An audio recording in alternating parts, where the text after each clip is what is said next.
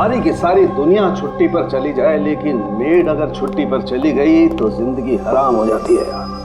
बहुत लेट हो गया। अरे यार, लैब जाने में लेट हो रहा हूँ। ये कौन आ गया इस वक्त यार?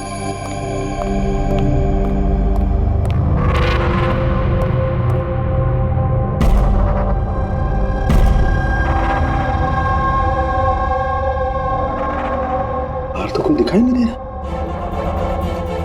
की आवाज तो सुनाई दी थी।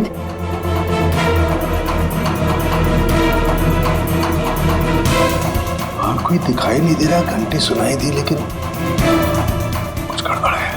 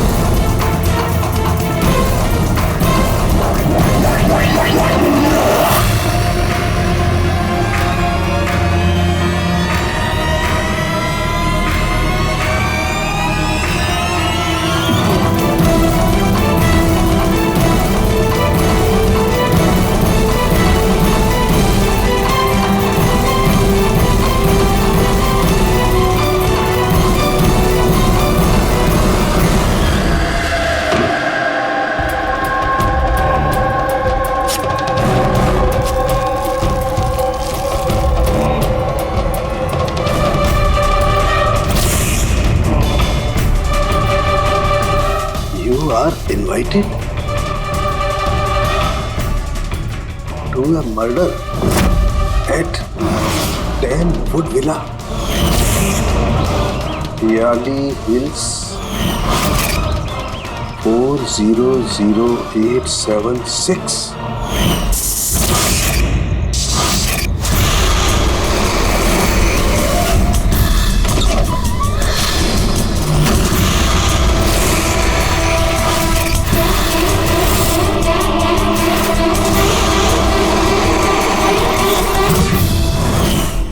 Catch me if you can.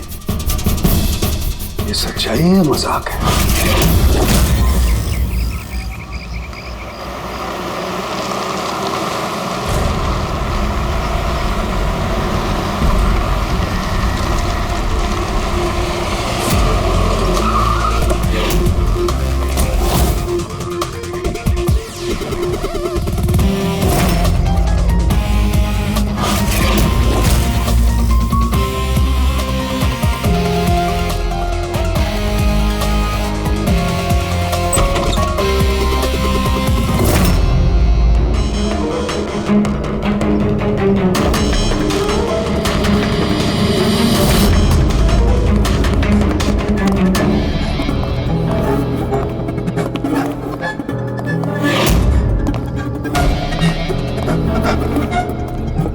My God.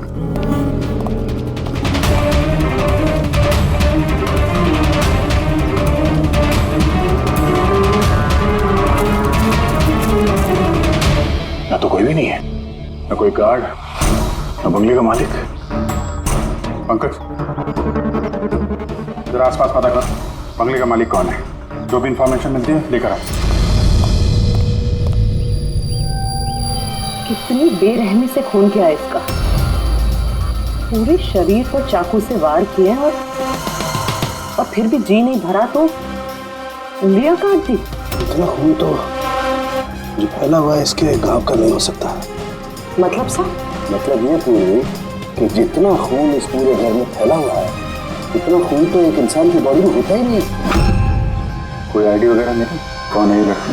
नहीं अभिजीत, कुछ नहीं मिला।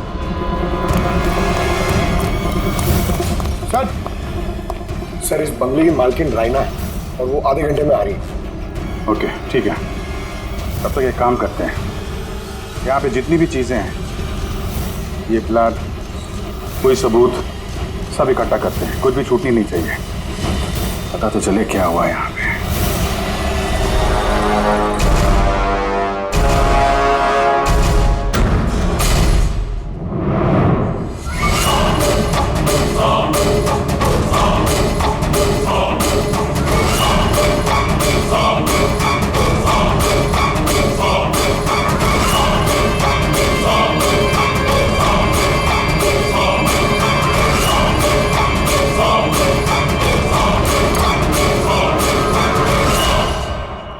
इस पूरे घर में इतनी सारी चीजें पड़ी हैं जो चिल्ला चिल्ला के कह रही है कि हम सबूत हैं, हमें उठा लो। कहीं ये सब प्लांटेड तो नहीं? मतलब खूनी हमारे साथ गेम खेल रहा है।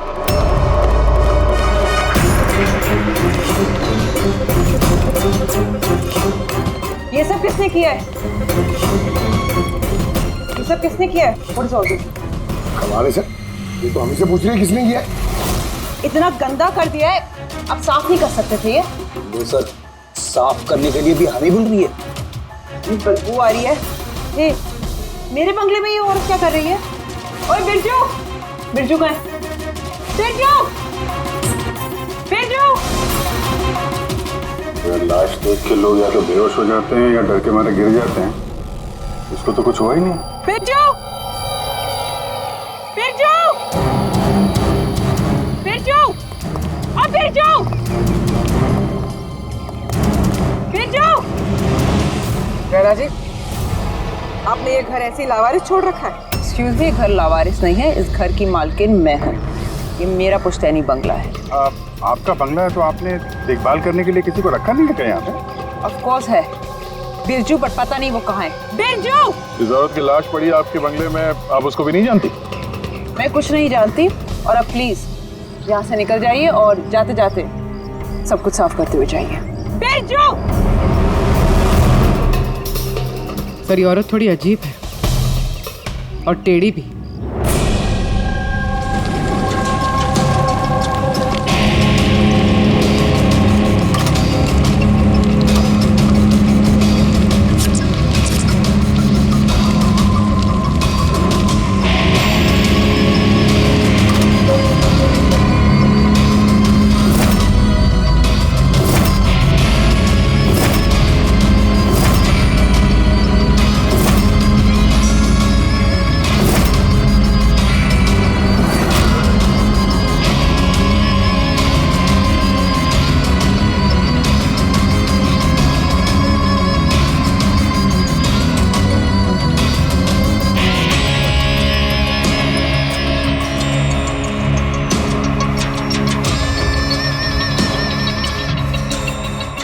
एक केस और 18 सबूत, और खूनी ने सबूत ऐसे सजा के छोड़े थे कि बस पूछो मत।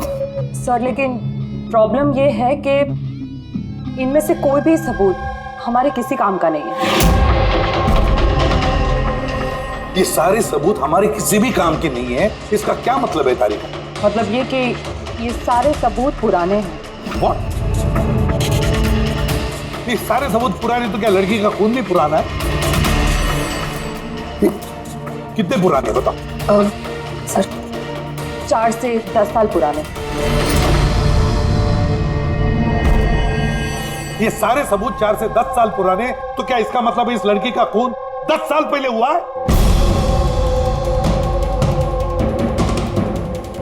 और क्या मिला सबूतों में से बताओ? इन सारे सबूतों में 20 अलग अलग लोगों के डीएनए मिले हैं। मतलब 20 अलग अलग लोगों ने इन सारे सबूतों को छुआ है ना? हाँ सर। तो फिर फिंगरप्रिंट्स तो मिले ही होंगे। नहीं नहीं सर। अब लेकिन सर एक बहुत इंपॉर्टेंट बात पता चली है। क्राइम सीन पे जो इतना सारा खून मिला था, वो खून किसी इंसान का नहीं बल्कि किसी जानवर का था। क्या? डॉक्टर तारिका, इस लड़की के शरीर पे जो खून लगा हुआ था वो भी जानवर का? नहीं, इस लड़की के शरीर पे और इसके कपड़ों पे जो खून मिला था वो इसी का असली खून। लेकिन इसके अलावा वहां पे जो भी चीजें थी वो सारी प्लांट की गई थी। लगभग 20 लोगों के डीएनए और इतने सारे सबूत क्राइम सीन पे आए कहां से सर? वही तो, इतने सारे सबूत, लेकिन हमारे हाथ में कुछ भी नहीं। वाह, आप चुपचाप बैठे रहो, कुछ मत बोलना, हम लोग यहाँ गप्पे लड़ा रहे हैं ना। बॉस, मैं जानता हूं ये सारे के सारे सबूत कहां से आए। पिछले कई सालों में सीआईडी ने जो केसेस सॉल्व किए हैं उसमें से कुछ इंपॉर्टेंट केसेस के इंपॉर्टेंट एविडेंस है, सारे के सारे। क्या?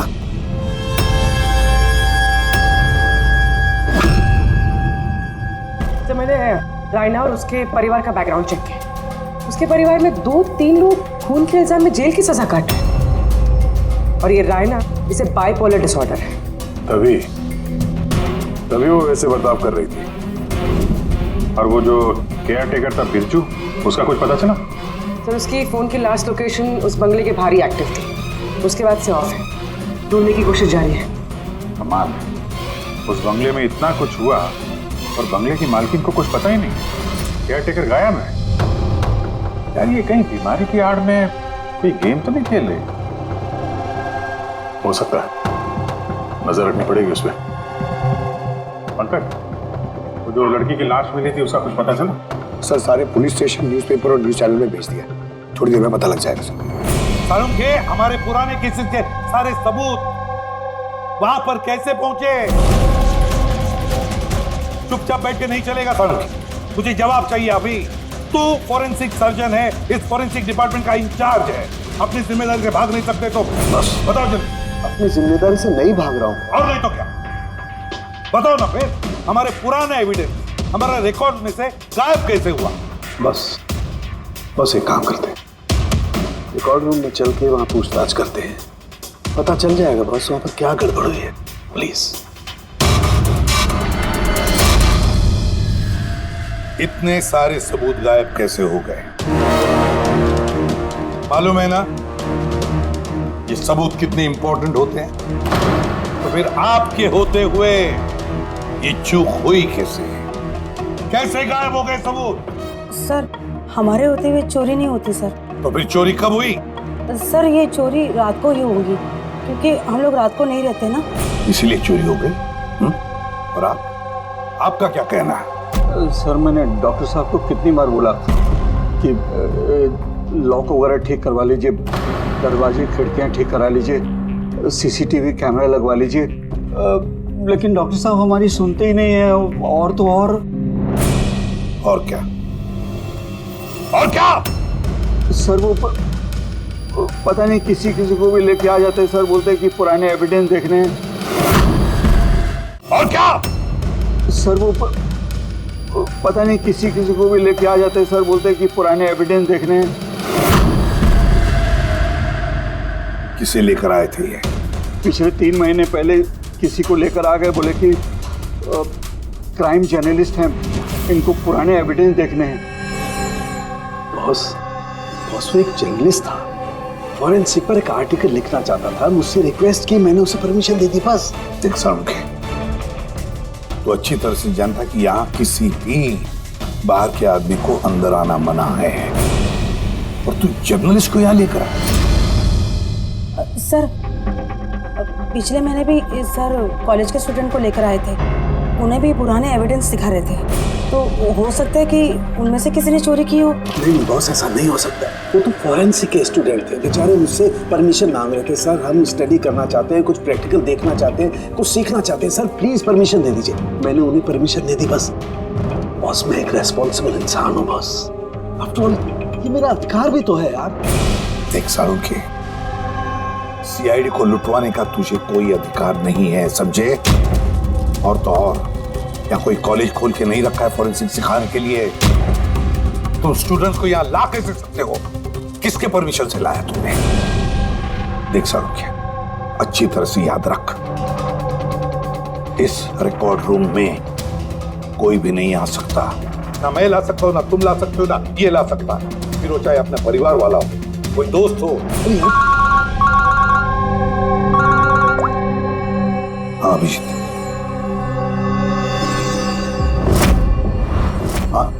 सर, जिस लड़की की मौत हुई थी उसका नाम टीना है, और ये उनके पिताजी हैं, doctor Nirav sir, head of forensic Chennai. Doctor Nirav? Nirav Nirav बेटे, नीरव किसी मार दिया। कंट्रोल योरसेल्फ, सब पता चल जाएगा। सर आप लोग जानते हैं एक दूसरे को? हाँ अभिजीत, एक जमाना था जब मैं और नीरव साथ साथ काम किया करते थे। नीरव, एक मिनट बॉस। क्या? ये देख दोस्त, तेरा शक एकदम सही था दोस्त, इसमें टॉक्सिन है। डॉक्टर नीरव, जरा बताइए आखिरी बार आपने अपनी बेटी टीना से कब बात की थी, कब देखा था उसे?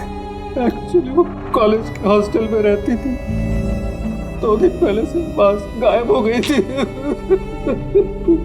नीरव हौसला रखो नीरव, जिसने भी किया है ना वो पकड़ा जाएगा। मैं पता लगाऊंगा नीरव, मैं पता लगाऊंगा किसने किया ये। नहीं साळुंखे, तुम नहीं पता लगाओगे। मैं नहीं पता लगाऊंगा मतलब तुम इस केस पर काम नहीं करोगे।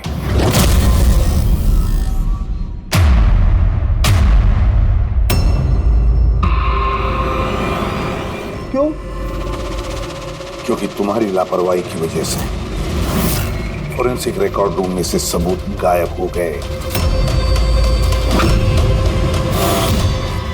You are suspended Salunkhe till further notice.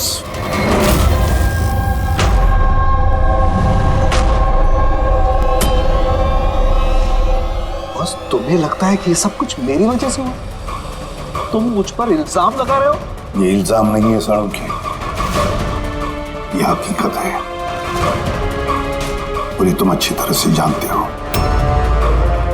ना। तुम अपने दोस्त जर्नलिस्ट को फोरेंसिक रिकॉर्ड रूम में ले जाते, ना उन स्टूडेंट्स को फोरेंसिक रिकॉर्ड रूम में ले जाते, और ना आज मुझे तुम्हें सस्पेंड करना पड़ता।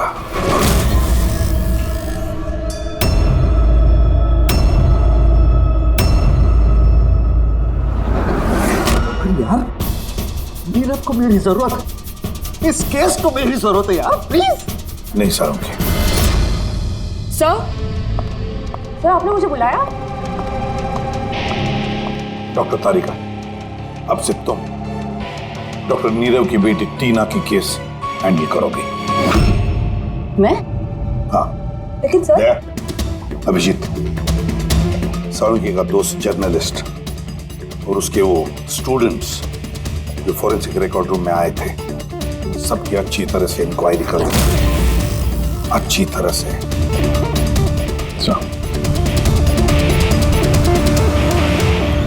डॉक्टर सर,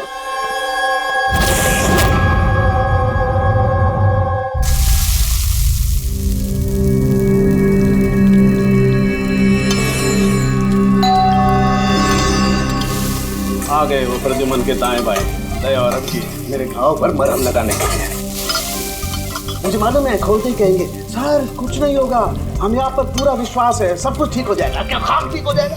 पहले तो बेइज्जती करके निकाल देते हैं और फिर भेज देते हैं अपने दाएं बायों को, जाओ जाओ उसके घाव पे मरहम रखो।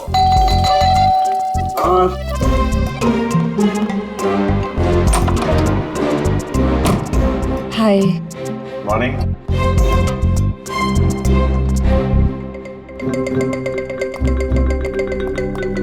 अरे क्यों टेंशन ले रहे हैं सर, सब ठीक हो जाएगा। हमें आप पर पूरा विश्वास है सर, हमें पूरा यकीन है आप कोई गलत काम कर ही नहीं सकते, मगर क्या करें, प्रोटोकॉल तो फॉलो करना ही पड़ेगा। देखो मुझे तुम लोगों की सहानुभूति की कतई जरूरत नहीं है, और हाँ तुम्हारे एसीपी साहब की सहानुभूति की भी बिल्कुल जरूरत नहीं है। बच्चा नहीं हूं, रो नहीं रहा। मुझे मालूम है प्रद्युमन अपने उसूलों का बहुत पक्का है, होना भी चाहिए। गुड। सर मैं बहुत शर्मिंदा हूँ, आई एम वेरी सॉरी। आपके सामने एसीपी सर ने मुझे नहीं तारिका, शर्मिंदा होने की कोई जरूरत नहीं। तुम अपने काम पे ध्यान दो, हर चीज को बारीकी से देखना, कोई ना कोई सुराग जरूर मिलेगा। हम जिस चीज को भी छूते हैं अपने निशान छोड़ जाते हैं। Remember, every contact leaves a trace behind. बस इसी फॉर्मूले को फॉलो करना। और हाँ, जब तक ये केस सॉल्व नहीं हो जाए प्लीज यहां पर मत आना। मैं जानता हूं मैं बेगुनाह हूं और अपनी बेगुनाही साबित करके रहूंगा। तब तक के लिए प्लीज लीव मी अलोन। आप लोग अपने केस पे ध्यान दीजिए।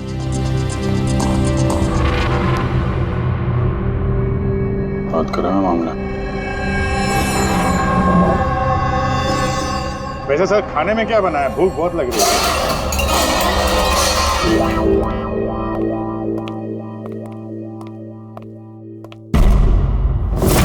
सर, ये जर्नल सुना बहुत टेढ़ा और बदतमीज आदमी। 3 महीने पहले डॉक्टर नीरव के साथ किसी बात पे झगड़ा भी हुआ था सर। देखते हैं कितना टेढ़ा है। सर, आपको अंदर बुलाया। Thank you.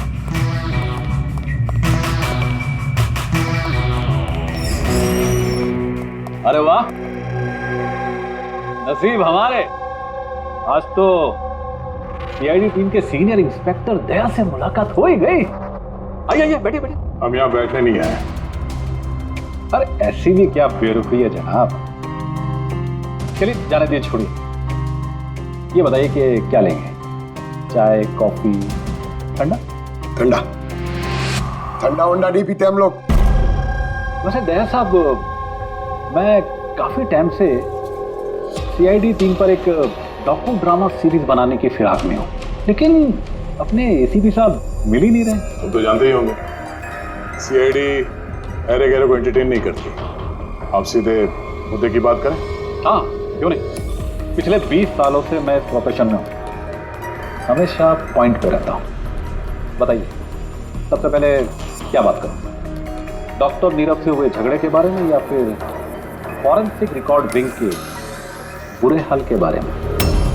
डॉक्टर नीरव से तुम्हारा झगड़ा क्या था? नहीं, मेरा उनसे कोई झगड़ा नहीं था। मैंने तो बस उन्हें सच्चाई का एक आईना दिखाया था। उन्हें बुरा लग गया। क्या मतलब? मतलब डॉक्टर नीरव के काम को लेकर मैंने एक आर्टिकल लिखा था। मेरे हिसाब से वो फॉरेंसिक के काम के प्रति ईमानदार नहीं थे, थोड़े ढीले ढाले किस्म के फॉरेंसिक एक्सपर्ट थे। इसलिए उन्होंने मेरे खिलाफ मानहानि का केस भी किया। बहुत बेइज्जती हुई मेरी। मैंने उनसे माफी भी मांगी। बड़ा भी उनकी बेटी की दर्दनाक मौत को लेकर मुझे बहुत दुख हुआ। और अपना दुख जाहिर करने के लिए आपने एविडेंस रूम से एविडेंस चुरा कर वहां फेंक दिया जहां नीरव जी की बेटी का खून हुआ था। अरे जनाब, मैं भला ऐसा क्यों करने लगा? मैं भला क्यों पुरानी हड्डियां और खून से सनी साड़ियां चुराऊंगा? तो वहाँ एविडेंस विंग में क्या देखने गए थे? फॉरेंसिक लैब से एविडेंस कैसे चुराया जाता, मैं ये देखने गया था। मैं आप लोगों की लापरवाही देखने गया था। खैर, अब जाने दीजिए, ये सब बताने की कोई जरूरत नहीं। अब तो आप लोगों को भी पता चल ही गया होगा। देखिए, ज्यादा भाषण मत दीजिए आप। जितना जितना पूछा जाए उतना जवाब दीजिए बस। क्यों? जब खुद पर बात आई तो मेरे से लग गई। आप लोगों के पास इस बात का जवाब है कि किसने कैसे फॉरेंसिक लैब से एविडेंस को चुराया होगा? मुझे तो लगता है कातिल आप लोगों की कमियां दिखाना चाहता है। खैर, जाने दीजिए। अब ये बताइए कि ये सीआईडी पर डॉक्यू ड्रामा सीरीज कब स्टार्ट करो? सर, इन्हें ब्यूरो लेके चलते हैं। लगता है ये सही जवाब वही देंगे। उसके लिए लंबा चौड़ा प्रोसीजर लगता है, और वैसे भी सबूत भी तो होना चाहिए ना। क्यों दया साहब? और जल्द मिलते हैं। प्रोसेस पूरा करके सारे एविडेंस लेके आएंगे और तब बात करते हैं सीआईडी पे डॉक्यू ड्रामा बनाने की। हाँ?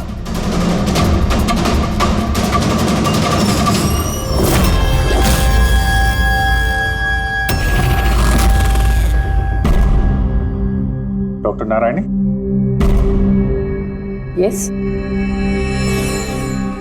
जी कहिए।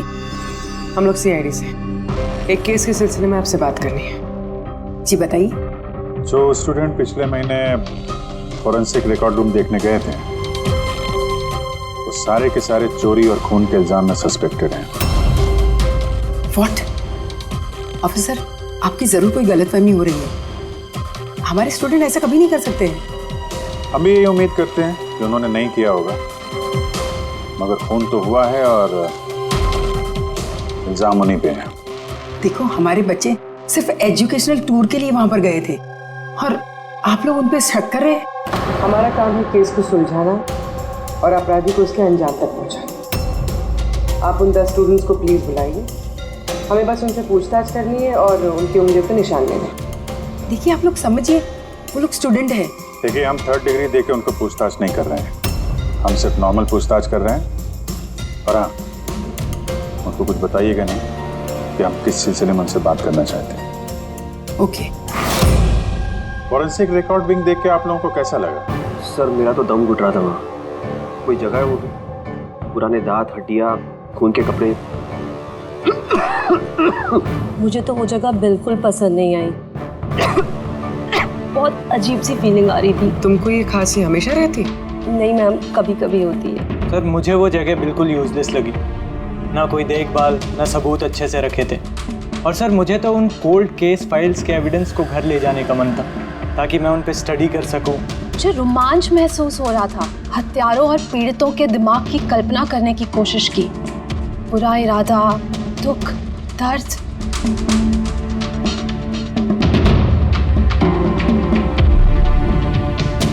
सर यहाँ तो 9 ही लोग हैं, एक नहीं है। हाँ, वो एक स्टूडेंट आज एब्सेंट है, उसकी तबीयत ठीक नहीं है। कौन है, क्या नाम है?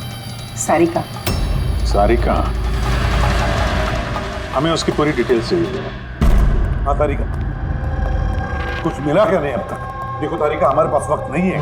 सर मैं कब से वही ढूंढने की कोशिश कर रही हूँ कि मेरे हाथ में कुछ तो आ जाए जिससे सालों के सर पे जो इल्जाम लगाए ना वो साफ हो जाए।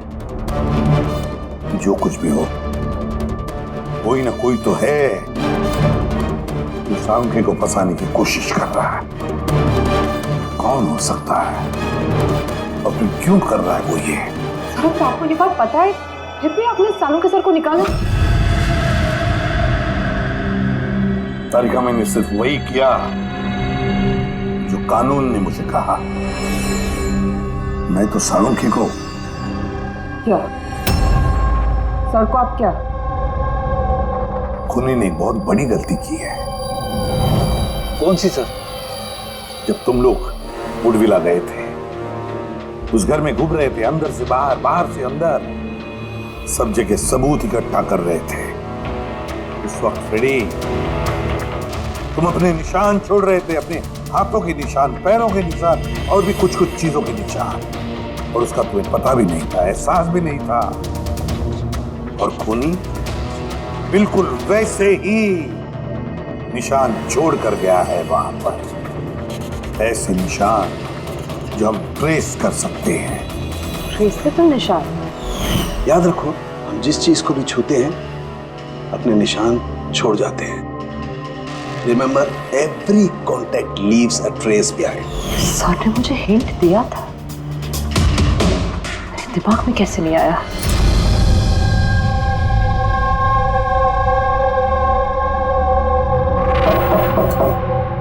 जी कहिए। सारिका कहाँ है? आप लोग? CID। आप कौन है? सब, मेरा नाम रूपाली है। और सारिका? सब, वो तो यहाँ नहीं है, कल ही चली गई। कहाँ चली गई? मैम वो अपने घर चली गई। कल वो आई और जल्दी जल्दी उसने अपने सारे बैग्स पैक किए और बहुत जल्दी में थी, इसलिए उसने अपना फोन भी यहीं छोड़ दिया। कोई वजह बताई उसने इतनी जल्दी में घर चली गई? जी सर, वो बता रही थी कि उसके घर का कोई सदस्य बीमार है। क्या? सर फोरेंसिक सेंटर से पता चला है कि सारिका बीमार है और ये बता रही है कि उसके घर का कोई बीमार है। कुछ चक्कर तो है सर। अच्छा रूपाली, ये सारिका का घर कहाँ है? सर कानपुर। कानपुर। और आप लोग साथ में रहते थे? जी सर, हम दोनों रूममेट्स हैं। अच्छा, आप लोग कब से साथ में रहे? ये कोई 8-9 महीने। 8-9 महीने से तो एक दूसरे के बारे में काफी कुछ पता चल जाता है। क्या कैसी लड़की थी सारिका, कुछ बता सकती हैं आप? सर वो तो बहुत अच्छी लड़की है। इनफैक्ट वो अपने काम से काम रखती है, फोरेंसिक इंस्टीट्यूट जाना, वहाँ से वापस आना, यही उसका डेली रूटीन। फोरेंसिक सेंटर, तो वहाँ की कुछ बातें बताती थी वो आपसे? हाँ, फोरेंसिक इंस्टीट्यूट से रिलेटेड कुछ बातें बताती रहती है। जैसे अभी कुछ दिनों पहले वो मुझे बता रही थी कि तुम्हें पता है रूपाली, सबूतों को प्लेस करके ना किसी को भी फंसाया जा सकता है। रियली? लेकिन ऐसा कैसे हो सकता है? अरे बुद्धू, कुछ भी हो सकता है। मैं कर सकती हूँ ना, किसी भी केस को पलटा जा सकता है सिर्फ और सिर्फ सबूतों के दम पर। अब देख मैं कैसे सबका दिमाग घुमाती हूँ। सर, टीना और डॉक्टर सालुंके के केस में भी तो यही हुआ है। और अब ये सारिका फरार है, उसको ढूंढना होगा जल्दी से जल्दी।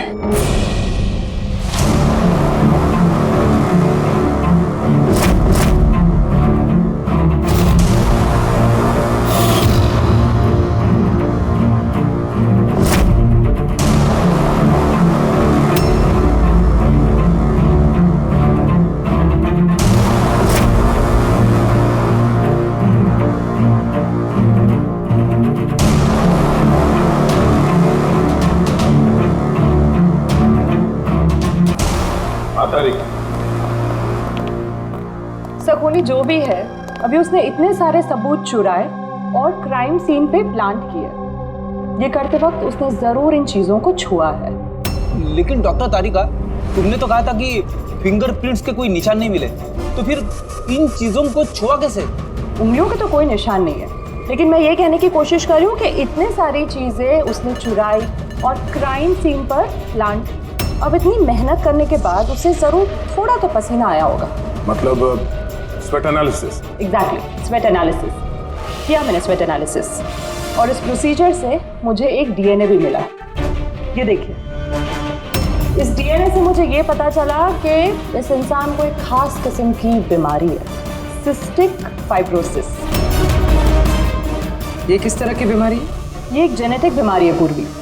इस बीमारी से इंसान के बॉडी ऑर्गन्स जैसे किडनी, लंग्स, पैनक्रियाज, इंटेस्टाइन, ये सब डैमेज होने लगते हैं। तो डॉक्टर तारिका, इस बीमारी की तो पहचान भी होगी ना? कोई सिम्टम्स तो होंगे? सिम्टम्स है।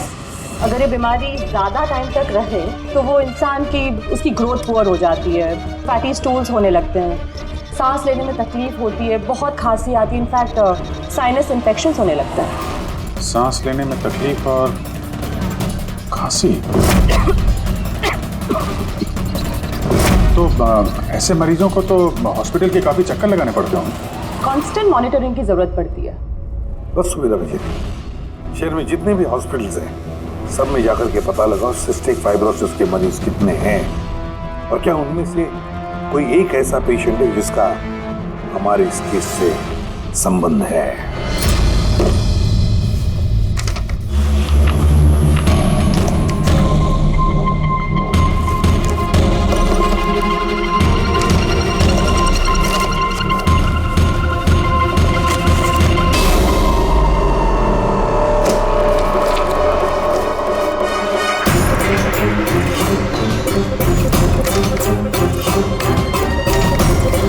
इस केस में हम लोग साथ साथ हैं। यस। डॉक्टर नीरव की बेटी को मार दिया गया, मुझे सस्पेंड कर दिया गया, तो बचा ललित। अगर ये सब कुछ इस केस की वजह से हो रहा है तो ललित के साथ भी कुछ ना कुछ तो हुआ होगा या कुछ ना कुछ होगा। ललित को ढूंढना पड़ेगा। लेकिन इस सालों से ललित से कोई कांटेक्ट नहीं है, कैसे ढूंढूं उसे? ट्राई करता हूं।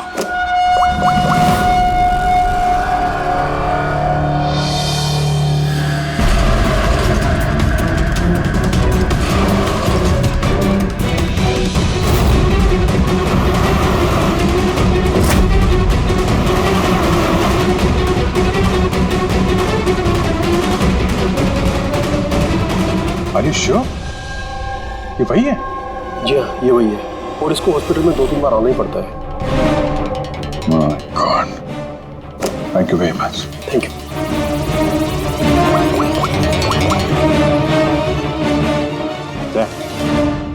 कातिल का पता चल गया। क्या? डॉक्टर ललित मर गए 5 साल पहले? हाँ सर, आप उनकी बेटी से मिल सकते हैं। कहाँ है उनकी बेटी? मेरी बात हो सकती है? वो तो मुंबई में है सर, सारिका नाम है उसका। सारिका? जी sir. Okay, thank you. Sarika Mumbai में।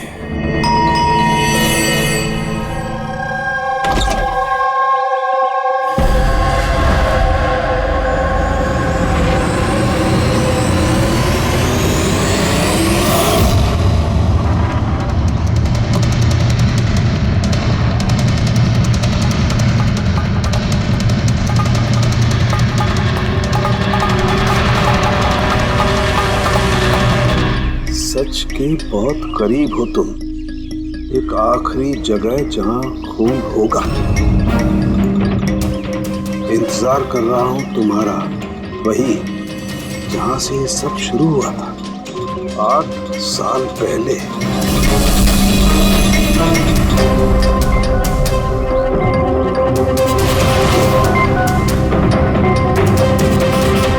साल पहले।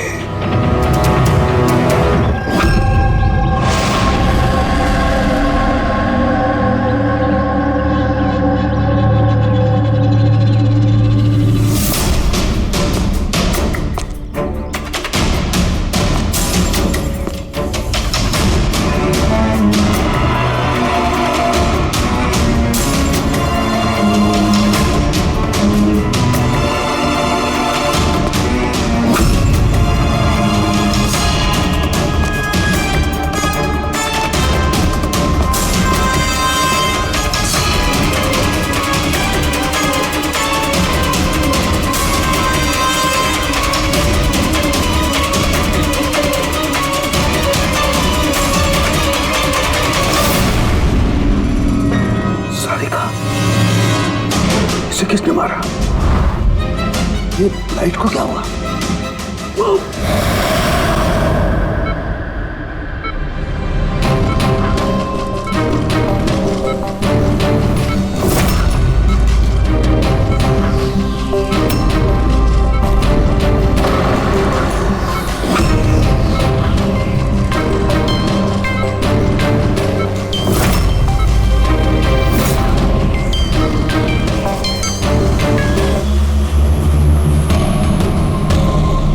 सारुण के सर का फोन तो लगातार बज रहा है, लेकिन वो उठा नहीं रहा।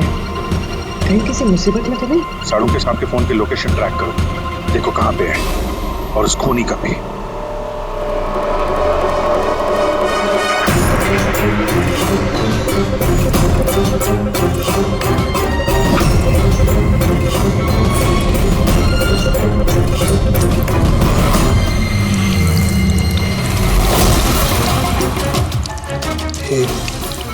ये क्या कर रही हो? तुम्हारी मौत धीरे धीरे और बहुत ही दर्दनाक।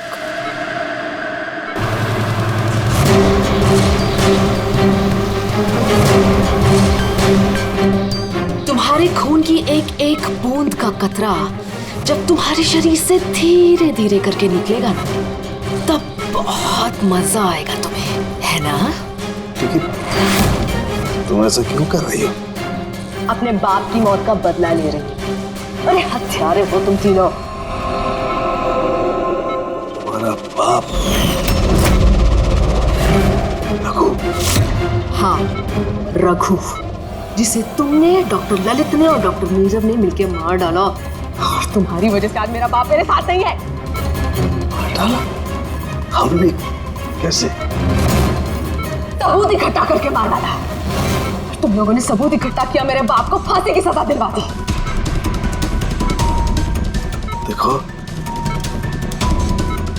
देखो, सबूत इकट्ठा करना, सजा दिलवाना, ये फॉरेंसिक का काम है। काम है? बेशक ये तुम लोगों का काम है, लेकिन तुमने मेरे बारे में तो नहीं सोचा ना, उस बेटी के बारे में जिससे उसका बाप छिन गया। मेरे बाप की मौत के बाद मैं सदमे में आ गई थी, और सदमे से बाहर आने के बाद मैंने सोच लिया था, ठान लिया था कि मैं तुम तीनों को तुम्हारे किए की सजा देकर रहूंगी। तो इसीलिए तुमने टीना को मार डाला? हाँ, मार डाला मैंने उसको, क्योंकि मुझे मालूम था कि डॉक्टर ललित 5 साल पहले ही मर गए। और जहां तक रहा तुम्हारा और डॉक्टर नीरव का सवाल, तो मुझे मालूम था कि डॉक्टर नीरव अपनी बेटी टीना से बहुत ज्यादा प्यार करते हैं। टीना के मरने के बाद वो तो अपने आप ही मर जाएंगे। और तुम, जहां तक रहा तुम्हारा सवाल, तुम अपने फॉरेंसिक से बहुत प्यार करते हो। जब वहां से तुम्हें धक्के मार के बेइज्जत करके बाहर निकाल दिया जाएगा, तब तो तुम अपने आप ही मर जाओगे। लेकिन सारिका ने क्या बिगाड़ा था?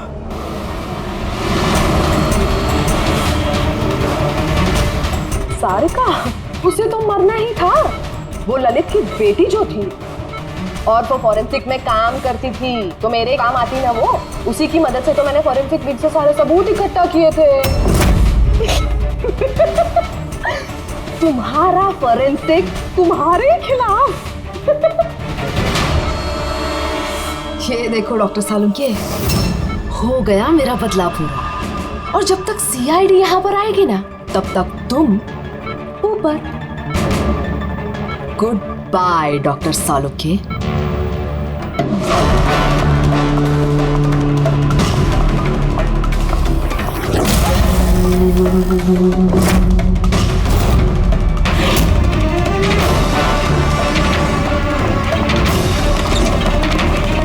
रूपाली,